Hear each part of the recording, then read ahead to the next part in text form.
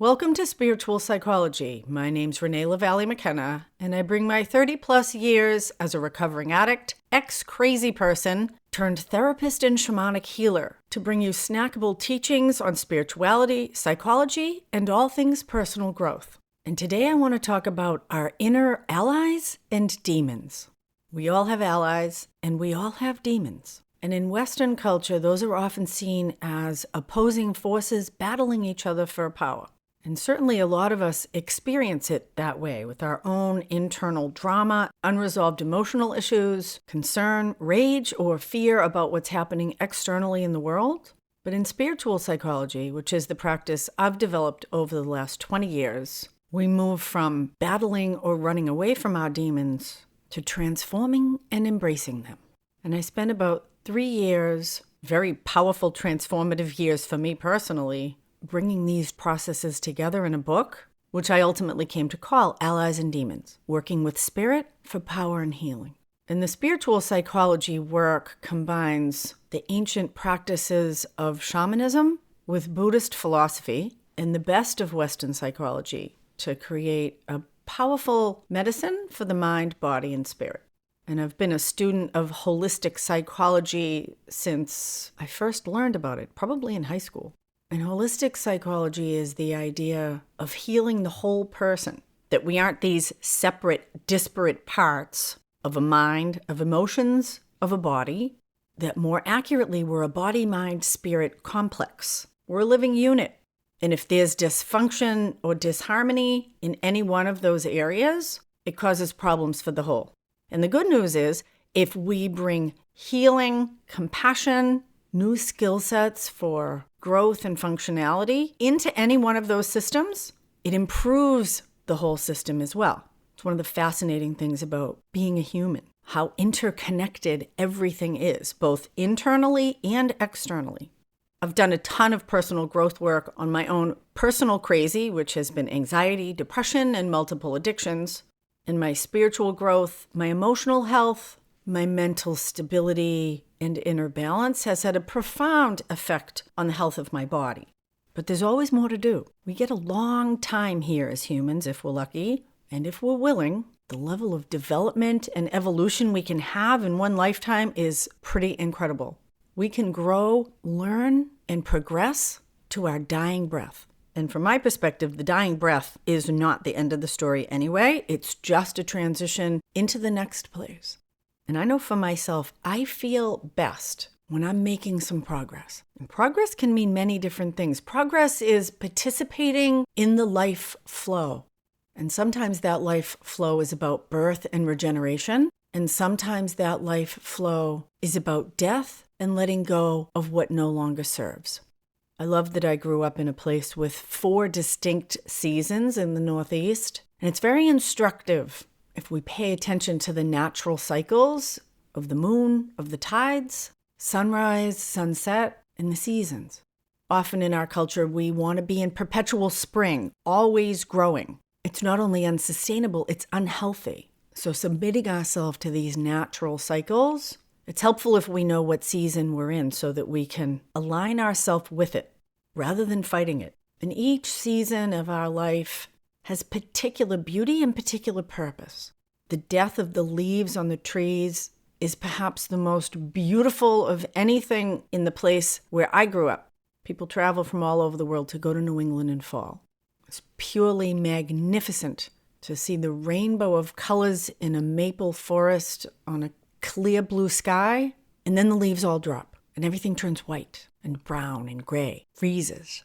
And there's a wisdom in those seasons that sets up the flow and flowering of spring. Without the hard freeze, there's plants that won't bloom, or they don't bloom as well. And we often don't like the letting go, dying process. We look at it like a demon. But when we can befriend it, like when we can befriend our inner demons, the seasons of life and our own internal process have much to teach us. So I'm in my mid-50s, entering the fall phase of the larger life system. I'm looking forward to the most prosperous and productive years of my whole life, the next 20. I fully expect 60 to 80 to be my most productive and the pinnacle of my life and career. like those fall leaves blooming on the Kangamangas Highway in New Hampshire. But entering the fall of my life, I'm needing to pay more attention to my body than I ever have before. Now, I've always paid attention to my body, and I've had a lot of different relationships with it over the years. When I was a cute little 14-year-old, I had a kind of mean boyfriend who told me my ass was fat one day, which it wasn't. And it's not actually his fault because I was already an emotional wreck.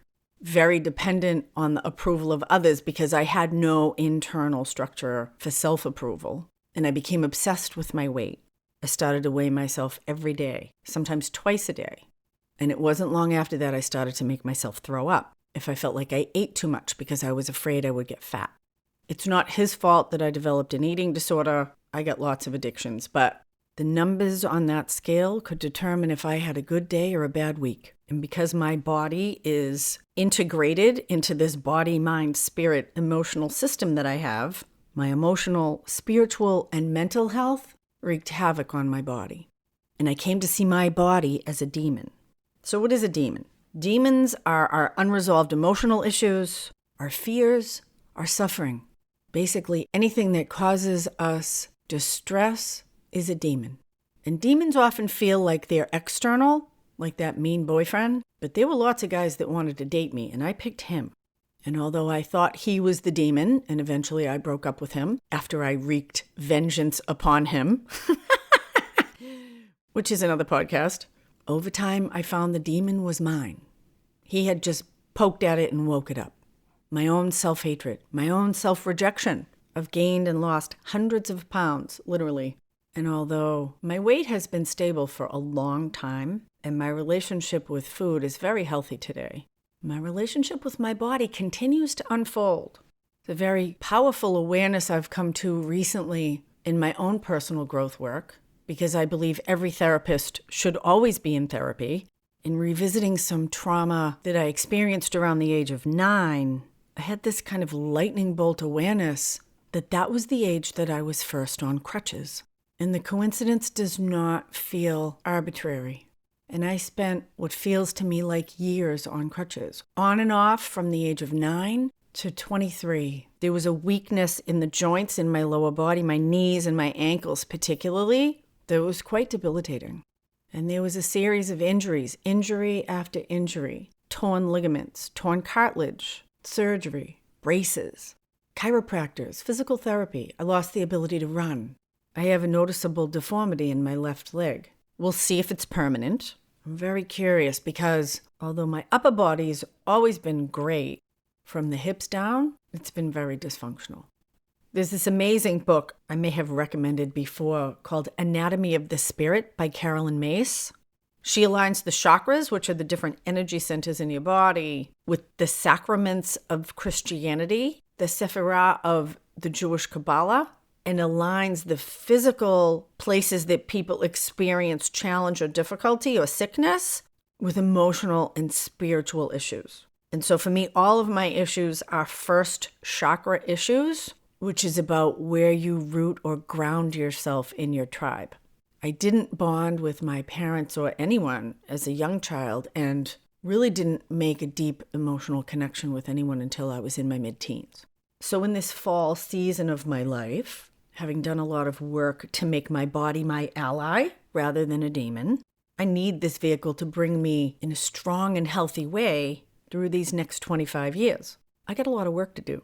And although I exercise a lot and I'm pretty strong, I'm really dedicating myself to healing and strengthening this whole lower part of my body.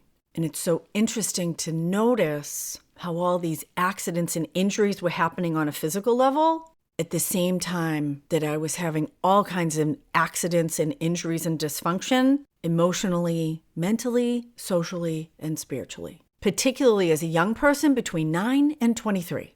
And I'm kind of blown away that as I'm strengthening my body, there's this corresponding growth in my intuitive abilities, which I've never really owned or developed, and my sense of emotional grounding and spiritual connection. Theoretically, this is not a new idea, but experientially, it's profound. And this is the gift of our demons, our difficulties, our suffering. If we can turn toward our challenges, fears, and suffering with curiosity and compassion, they actually hold the keys to our transformation and healing. Now, it can take a lot of courage and support to stop running and face our fears, our unresolved trauma and emotional difficulties, to heal and transform parts of ourselves that we might not like. But we don't have to do it alone. In fact, usually we can't do it alone. And that's why I named my book Allies and Demons rather than Demons and Allies. Because often the allies have to come first. And the allies might be human allies. We all need human allies. But often for inner work, the allies also need to be spiritual allies. The unseen forms and forces that are always available to us, supporting and sustaining our life force, encouraging, nudging us to grow and evolve. And the more conscious we become of who and what our allies are, the more we can plug into them to be nourished and sustained. And that's, again, both on the human level and on the spiritual level. And in spiritual psychology work, like many solid systems for personal development, when we can gather the resources to turn and face our demons, then the demons themselves can become allies. There's an ancient practice in shamanism called depossession. In Christianity and Catholicism, it's called exorcism. And it's really powerful work. And in depossession work, you're crystallizing a particular negative energy configuration. Could be depression, anxiety, the inner critic, suicidal ideation, rage, fear, any inner demon. You crystallize it and you extract it. I generally don't like to use the words depossession or exorcism because they're way too fraught with superstition. So I prefer to call it negative energy interference or negative energy extraction. It's incredibly powerful, transformative work. One could see it as a physical ritual of being willing to let go of an old way of being, letting it fall away, like the fall leaves. And I did a lot of very traditional extraction work in my first 10 years of practice. About 10 years ago, I came on a Buddhist teacher named Lama Tsultramaleone. She has an ashram in Colorado called Tara Mandala, and she teaches a work called Feeding Your Demons. It's a very feminine practice. Feminine meaning it uses the energy of compassion as compared to a masculine practice, which might use power or aggression. So rather than fighting our demons, we feed our demons. And this work was developed by an 11th century yogini, a Tibetan Buddhist woman named Machig Labdrung.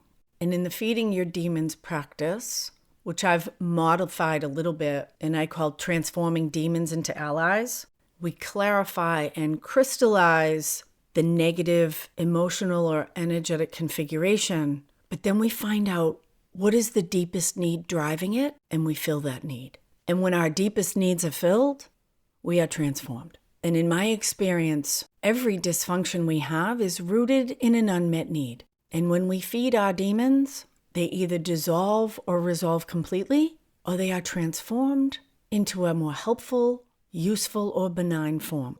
I like to refer to it as an iOS update, an internal operating system update. That our demons are usually old ways of being that don't serve us anymore. That's why they're painful. Pain is information that something needs to be changed.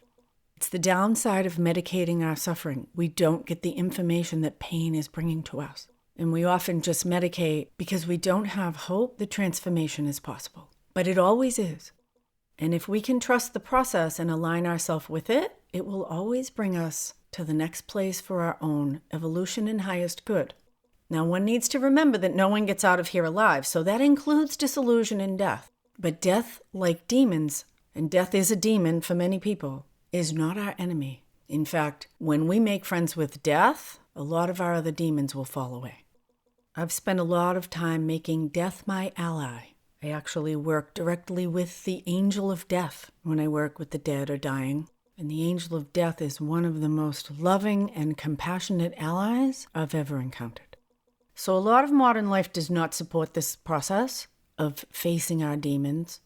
On a daily basis, we throw away our garbage and it gets carted away to some mysterious place we never see. We all know it's causing pollution somewhere else, but it wasn't too long ago that we all had to take responsibility for our own garbage, quite literally.